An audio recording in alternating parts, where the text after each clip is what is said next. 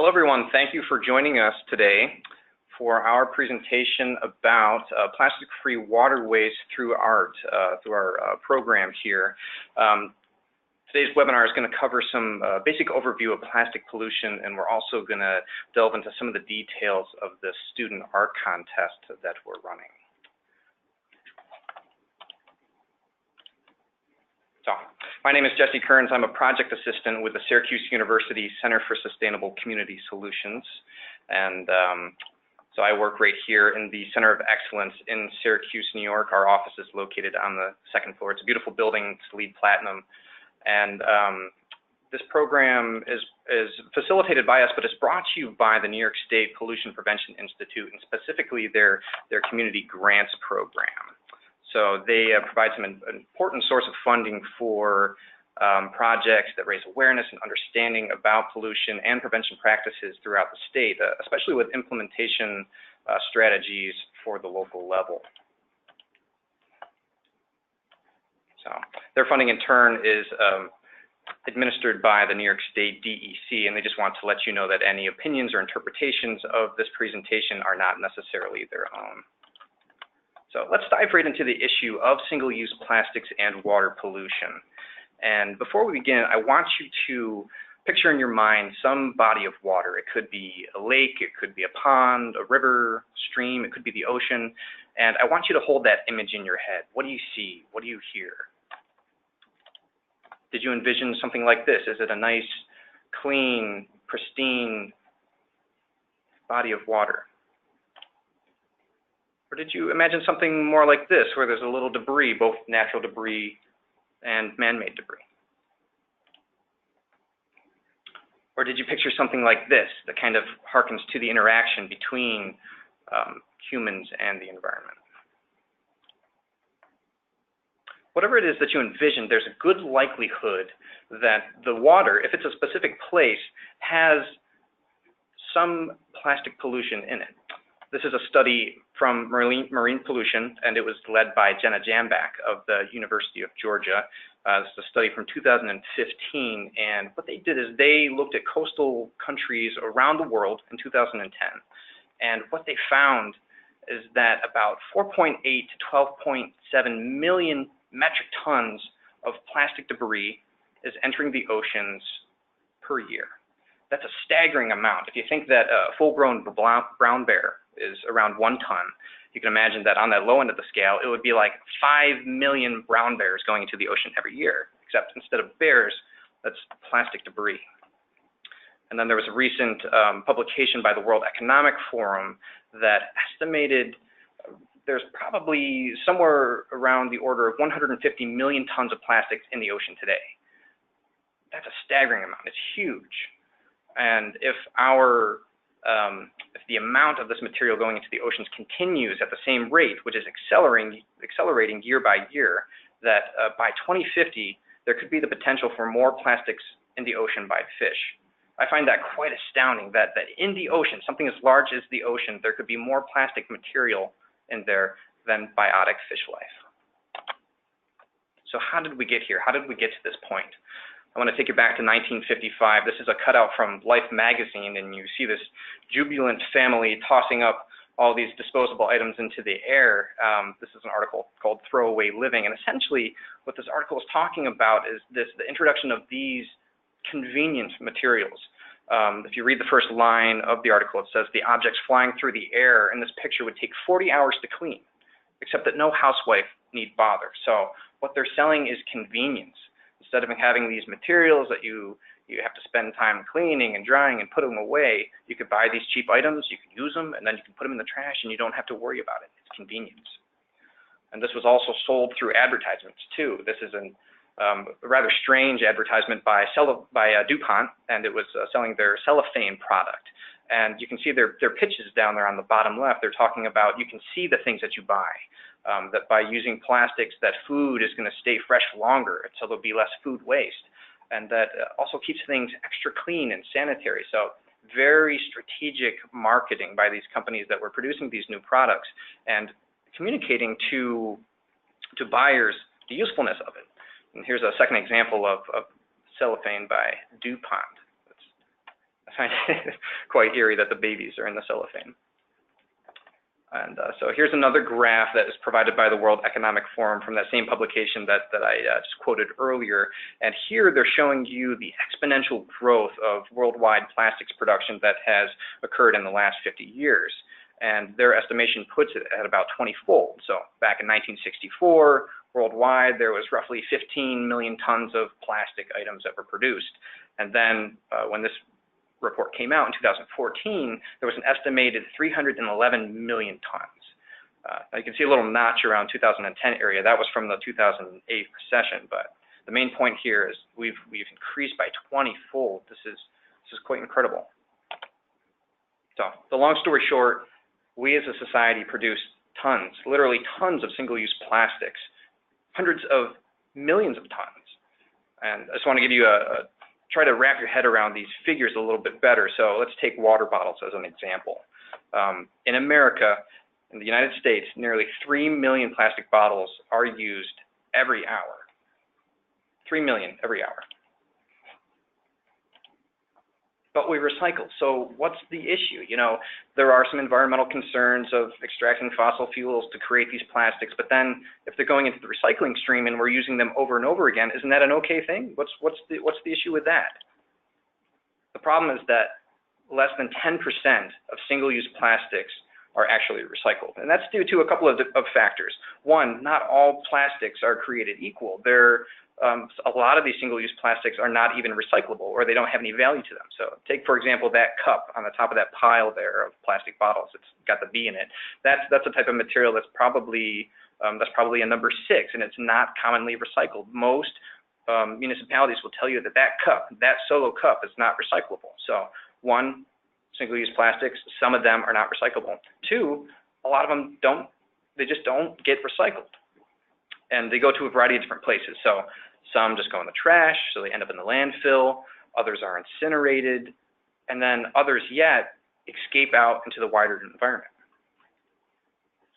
How does that happen? There's a few different mechanisms. One is by litter bugs, like this woman here in her car who's just brazenly throwing plastic material out into the street. So deliberate littering, that's one.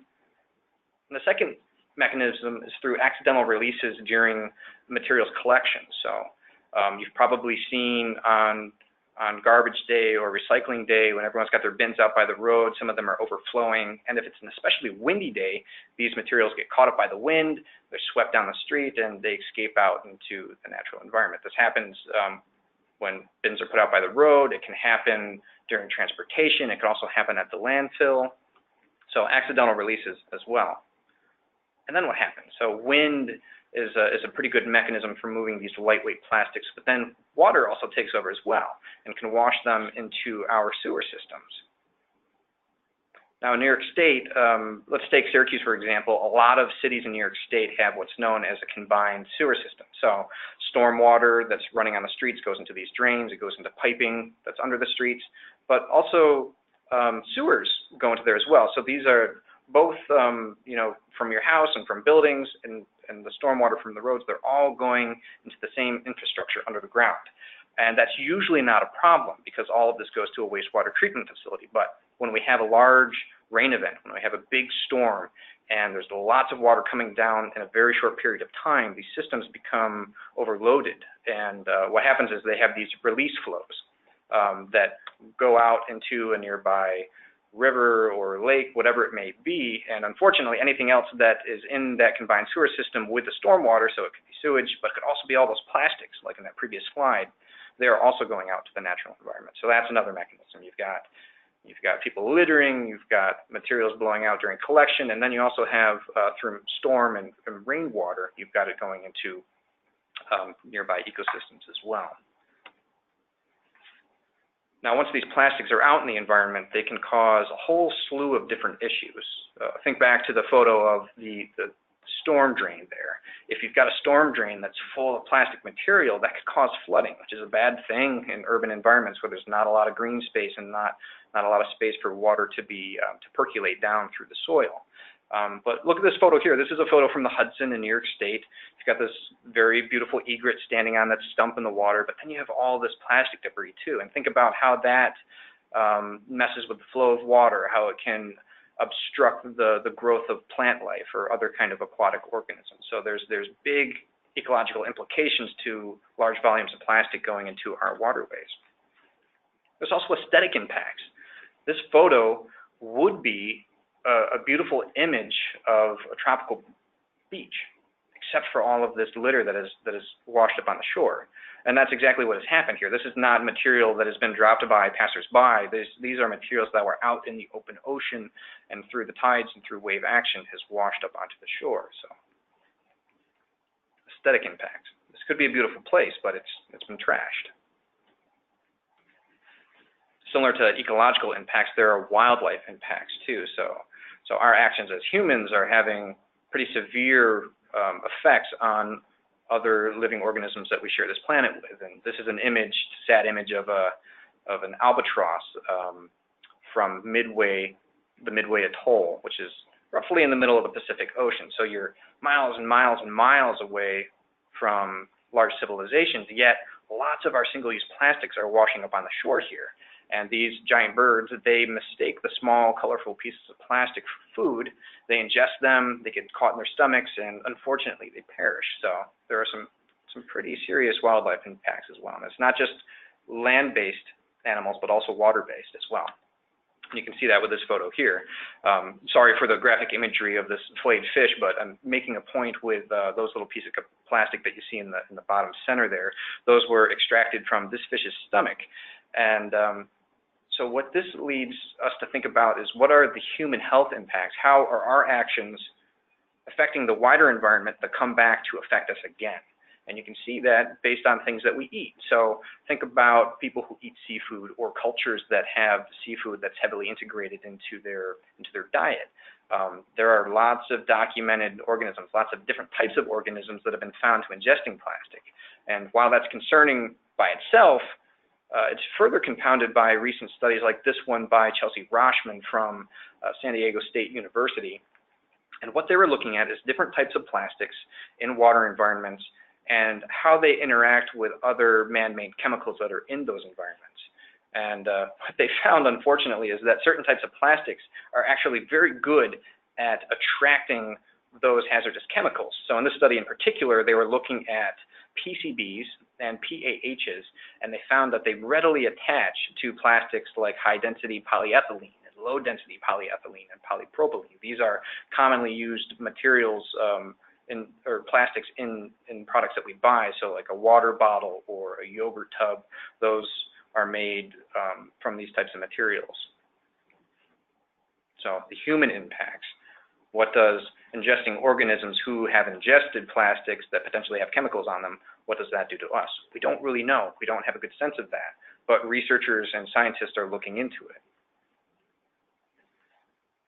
Now, in beach cleanups and ocean cleanups that have happened all around the world, we're starting to see a pattern. We're seeing families of materials that occur over and over again. And so this is good in that it points us to targets that we can look at to try to solve this issue. So I'm going to go through a few of the top materials that we tend to run into when we're skimming the ocean or if we're doing a beach cleanup. These are the ones that come up the most. First are plastic bottles, soda bottles, water bottles, seltzer bottles, that sort of thing. Second one are plastic bags, just like the ones in the grocery stores. Think about next time you go to the grocery store, look at all the people using plastic bags and think about that happening all day long, all week long, all year long. It's a ton of bags. I think it's estimated that in the U.S., the average American uses something like 500 plastic bags per year. It's a lot. I know they're small and they're light, but over time, they can really stack up. Straws is another big material. And so are polystyrene cups and containers. Commonly referred to as styrofoam. That's a trademark term, but the actual material is polystyrene, and the foam-like materials is an expanded polystyrene. And what I want you to get out of this is that it's plastic. It's another plastic material. And think about styrofoam too, how it flakes apart and how those little chunks can float around. It's very brittle and it's very fragile, and out in the wider environment, it can break into small pieces and it becomes very difficult to clean up. Cigarette filters, this is another one. I've spoken recently with friends of mine who smoke, and I was inquiring if they knew that cigarette filters are actually plastic, and they weren't. The majority of people that I talk to are unaware that cigarette filters, cigarette butts are plastic. They're under the impression that they're made out of cotton or some kind of biodegradable material, but they're actually made out of cellulose acetate, which is not biodegradable. It's a type of plastic, and it persists in the environment. So imagine for a second all the toxins that these filters are filtering out of the cigarette smoke. Those get littered out into the environment. They're one of the most commonly littered items, and when they make their way into water environments, now you've got those toxins entering the water. Microplastics. This one's a little more nuanced, and I want to take a second to go into the subcategories of this one as well. So in this photo on the left, you see microplastics, and what that is, what you're seeing there are actually fragments of larger pieces of plastic that were once in the water environment. So think back to the plastic bottle, think back to the straw, the plastic bag. Once these go into a river or a lake or the ocean, over time, through sunlight, through UV rays, and through the physical force of the wave action, these materials are rended apart. They fragment. They don't biodegrade. They're not breaking down into smaller chemical components. They're just becoming smaller and smaller. And that's important because it becomes very difficult to clean up these small pieces. Now, a second subcategory of microplastics are ones that are manufactured to be micro. And until very recently, we had products known as microbeads, little plastic beads that were in cosmetic products and hygiene products. They were in exfoliating facial scrubs and toothpastes, and it was these little pieces of plastic that abrasive quality was meant to help with cleaning things. But the problem is they're so small that when you're done brushing your teeth and you spit out this toothpaste with microplastics, it goes down your drain, it goes to a wastewater treatment facility, and unfortunately, the filters there are not fine enough to catch these little particles. So they just pass right through the filters, and they end up going out with the effluent water into a nearby water environment. But national legislation that just went into effect this summer is going to phase out the use of microbeads into those products. So that's one victory for us. But we've got another one creeping up, and it's known as microfibers. So any kind of clothing that you have that's a polysynthetic, when you put them into the washing machine, that turbulation, that force of swishing back and forth breaks off little tiny microscopic plastic pieces of your clothing that go into the water. And then when the wash is done, it flushes out. Likewise, goes to a wastewater treatment facility. But as in the case with the microbeads, these pieces are too small to be captured by their filters. So they go right through and right out into the environment. So what's the solution? It's pretty unanimous that there's a big problem here with the single-use plastics going out into the environment. So how do we solve it? Lots of very interesting and technological solutions have been proposed. Here's the Inner Harbor water wheel down in Baltimore, Maryland. If you're passing through, you can stop by and see it. It's affectionately known as Mr. Trash Wheel. And so this is a solar-powered machine that skims the surface of the harbor, and as you can see on the middle right of the photo, it scoops up all that plastic debris, captures it so it can be put into a landfill or to be incinerated. So it's a very interesting kind of device. It's basically like an aquatic Roomba. And I've heard anecdotes by some colleagues of mine who have been down there and have seen this in action, that people who are walking by love this thing, and sometimes they'll throw in plastic. They'll throw in a plastic bottle or whatever it is they're holding just to watch it scoop it up. So not necessarily the message that we want to be sending. And let's dive into a little more too about materials that are floating on the surface of the water. Here's a graphic by Eunomia. They put their estimate of the amount of material going into the ocean a little higher than the earlier study that I showed. So they're putting it at about 12 million tons per year. Jenna Jambak and that team, they put it, if you do the median, it's more like 8 million metric tons. But besides the point, when they look at studies, they find that only a small percentage of material, the plastics going into the ocean, end up on the surface, and so are only a very small percent are only able to be scooped off by machines like the water wheel. So if you look at the right side of this graphic, starting with beaches, about 5% of plastic material that goes into the ocean washes up on beaches. And then another 1% can be accounted for by looking at the surface of the water. So where does that leave the other 94%? From the studies that have been done so far, it appears that all of that material is slowly sinking down through the water column and ending up on the sea floor. I just read a study in the last couple of weeks that took seafloor samples from all over the world, and in 100% of those samples, some type of plastic was identified. So this is a very widely distributed problem. It's a worldwide issue. But coming back to Mr. Water Wheel, showing you that cleanup is not, it's a solution, but it's not going to capture the majority of the issue. We need something else. And even if we were just looking at cleanup solutions, we'd be doing it indefinitely because these materials would be continuously going out into the water, so we'd be cleaning up forever. What we need to do is we need to focus on source reduction. We need to stop the flow of single-use plastics from going out into the environment. And the best way to do that is through reusables. We have materials that are very adequate replacements for the single-use materials that I identified that are the most commonly littered. Plastic bottles, they can be replaced with aluminum or glass or stoneware, other types of reusable drinking containers. The plastic bags, we have reusable cloth bags. They're out there. They're easy to use. It's not an inconvenience. It's a real easy switch that could be made. So this is it. This is turning off the faucet, if you will, of plastics going out to the environment by a simple habit adjustment of switching to something that's reusable. Think about the polystyrene, the styrofoam containers. When you go out to a restaurant next time, I challenge you to bring a Tupperware. It could be glass. Even if it's a plastic Tupperware, at least you're using it over and over. Bring it to the restaurant with you and put your leftover food in that if you're unable to finish your meal. I know that it seems kind of outside the norm of our thinking, but these are simple steps that we could take that could really cause, if they're done on a large scale by a lot of people, they can really cause some effective change. And then there's awareness and education. So it's good for habitual change, but we need to get this message out to people. And that can be difficult sometimes. There are lots of things happening in the world. There are lots of issues and lots of problems, and it's hard to prioritize between all of these things. So it's important for us to continue discussions with our family and friends and strangers and colleagues, and to just bring this up and say, hey, you're drinking a water bottle, and it's actually part of a bigger problem. If you didn't know about it, here's an article, here's something I can tell you a little bit about it. So it's huge. Just to raise the awareness about it, and then suggest the source reduction solutions through the use of reusables. So that's where you come in. That's where this student art contest comes in. We want to use this as an awareness and as an educational tool for New York State. And once again, I just want to thank the Pollution Prevention Institute and the Community Grants Program for making this possible. This is a contest that is open to all college and university students. You don't have to be an art student. You can be any student as long as you're matriculated. And we're looking just at New York State. So any New York State college or university, you are welcome to join and participate in this contest.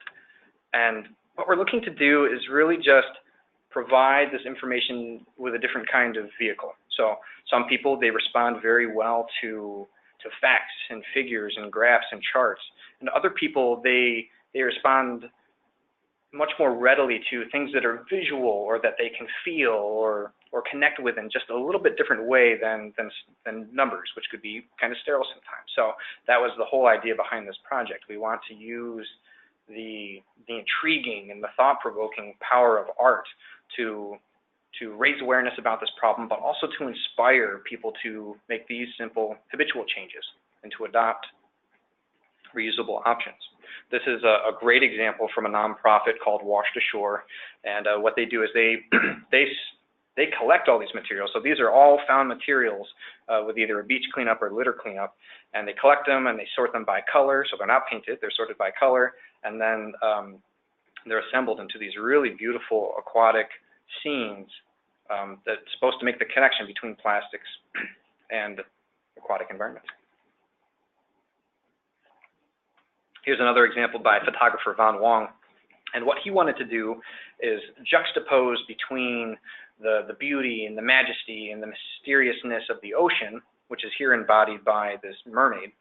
And he wanted to put that against this sterile image of the plastic. And he's got these plastic bottles that have formed this whirlpool that's sucking the mermaid into it. So he wanted to create beautiful imagery that really got you thinking about what it is that that we love about water and how plastic could be interfering with that. These are a little more abstract. These are created by an artist whose name is Aurora Robeson, and I believe her materials are also found materials. I think they're also, you know, collected from out in the wider environment. And she creates these very intricate and very beautiful and very intriguing shapes and forms to get you thinking about those materials, just to connect you to those ideas of single-use plastics and these flowing imagery they're kind of evocative of water. So getting into some of the details and the requirements of this contest, I said earlier that you must be matriculated as a student in a college or university in New York State. But format-wise, we're very open. We want all kinds of pieces to come in. We'd love some drawing and some painting, sculptures. If you want to do a video, if you want to do a poem, we're very open. If you have an idea and you're kind of unsure about it, feel free to send me an email or give me a call, and we can talk through it to see if it's something that'll make sense. Just when you're creating your piece, think about how you can connect to audiences and how it'll help to connect them to this issue and potential solutions. So I've got a few more examples here for you. Here's a nice painting on the left that has a human hand made out of all these human-made materials scooping into the ocean, scooping up aquatic organisms, and the impact that that's having.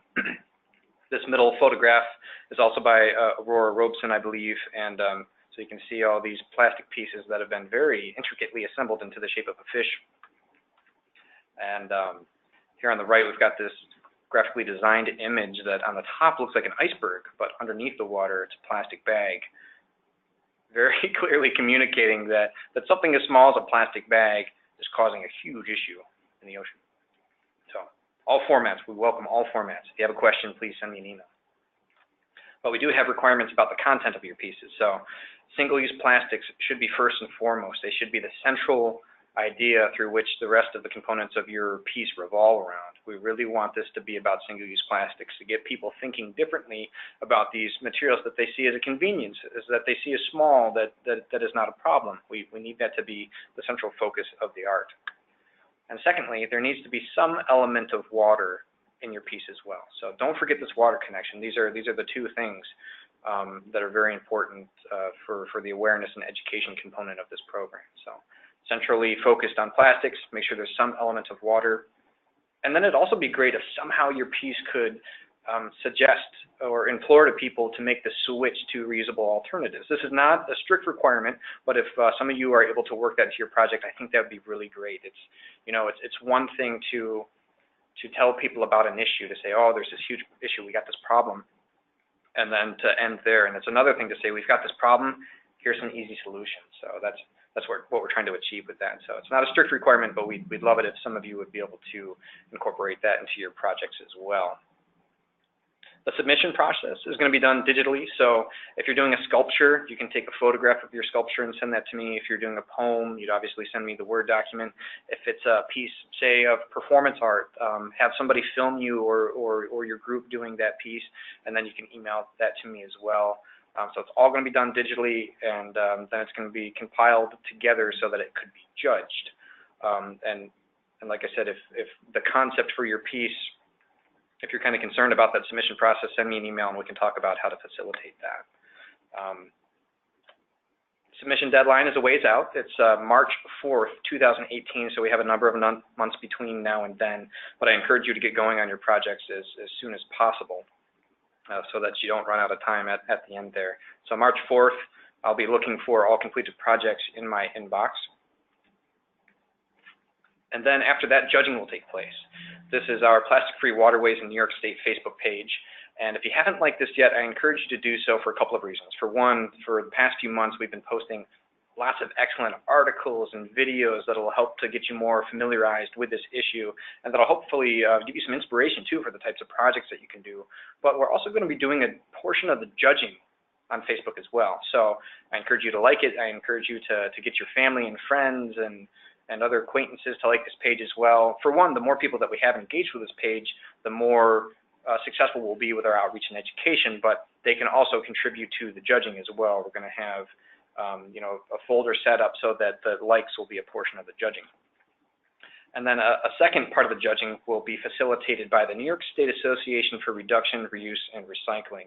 They're providing some additional support for this program, and so in return, their board members are going to also submit some judging as well. So they'll receive a scorecard with criteria on there, and they'll provide scores based on all the submitted pieces, and that'll go to the final score to determine who wins. Like I said, March 4th, that's your due date, but the judging period will take place between March 12th and March 31st.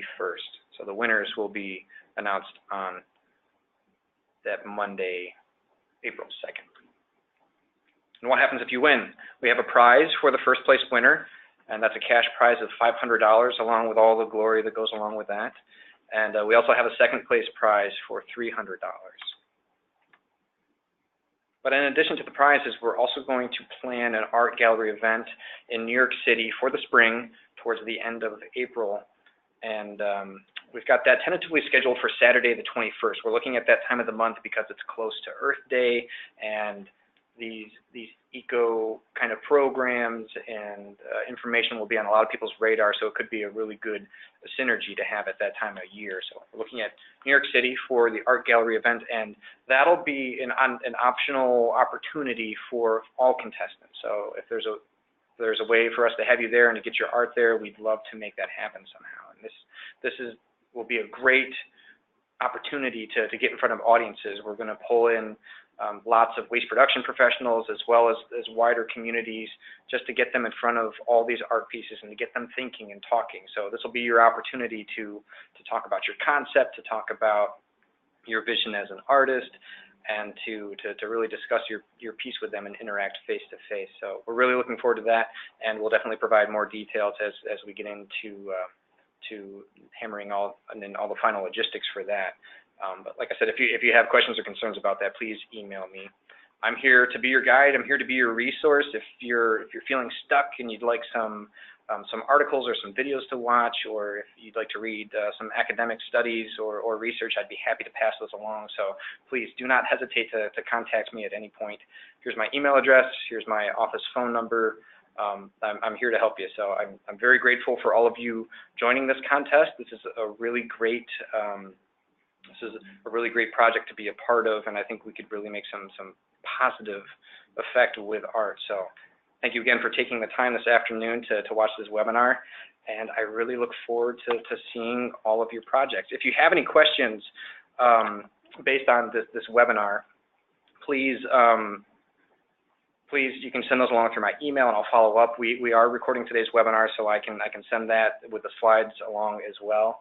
And yeah, like I said, thank you, and I look forward to seeing your projects in the early March.